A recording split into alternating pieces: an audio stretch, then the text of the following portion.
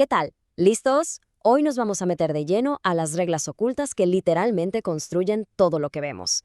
Va a ser un viaje al mismísimo corazón de la materia. ¿Empezamos? A ver, para arrancar, pensemos en esto. ¿Qué tienen en común la sal que le ponemos a la comida y el agua que es básica para vivir? Parecen mundos aparte, ¿no? Pero la verdad comparten un secreto, uno muy importante. ¿Se les ocurre cuál podría ser? Pues ahí está la respuesta. Los dos son compuestos químicos. Y justo de eso se trata este análisis, de descifrar cómo es que funcionan, cuáles son esas reglas del juego que los hacen ser como son.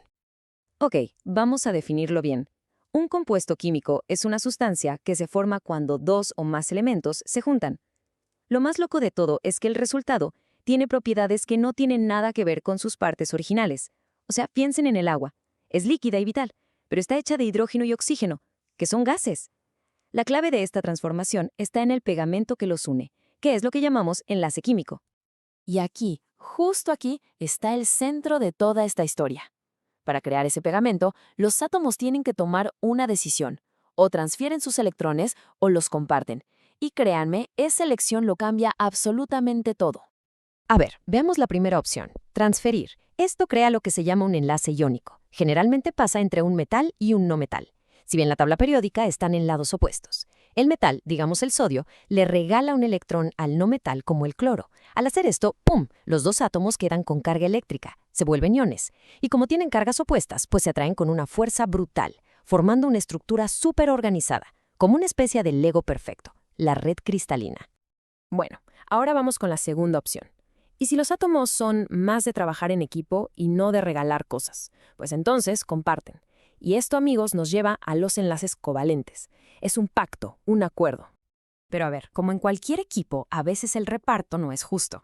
Cuando un átomo jala los electrones con más fuerza, tenemos un enlace polar. Pasa en el agua, por ejemplo. Esto crea como dos pequeños imanes, un polo positivo y otro negativo. Pero si los dos átomos jalan con la misma fuerza, como pasa en el oxígeno que respiramos, el enlace es no polar. Y es justo esa polaridad del agua la que le permite disolver la sal. Increíble, ¿no? Entonces, esta diferencia entre te lo doy o lo compartimos crea dos grandes familias de compuestos con personalidades totalmente distintas, los iónicos y los moleculares. Vamos a ver de qué está hecho cada uno. Miren, esta tabla es una joya porque aquí todo empieza a tener sentido. Los compuestos iónicos, con esa fuerza de atracción tan bestial, necesitan un calorón para derretirse, más de 400 grados. En cambio, los moleculares, con uniones más débiles, se derriten fácil. Y chequen la conductividad. Los iónicos conducen electricidad, pero ojo, solo si sus iones están libres para moverse, o sea, disueltos en agua.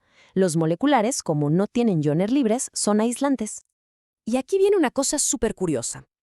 Un cristal de sal es duro, ¿no? Cuesta trabajo rayarlo. Pero si le damos un golpe seco, ¡zas!, se rompe. ¿Por qué pasa esto? Bueno, al golpearlo movemos las capas de la red. De repente, los iones positivos quedan al lado de otros positivos, se repelen con fuerza y el cristal se parte. Es como si su propio orden los hiciera frágiles.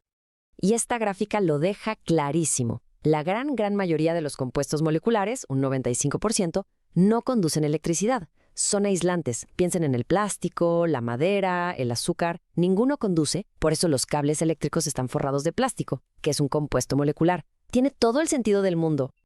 Ok, ya vimos cómo son, pero ahora vamos a entender el por qué son así. Y para eso tenemos que ver su arquitectura, su estructura en 3 dimensiones. La estructura de un compuesto iónico es esta maravilla. Una red cristalina. Es un patrón en 3D súper ordenado que se repite y se repite. Iones positivos y negativos perfectamente acomodados.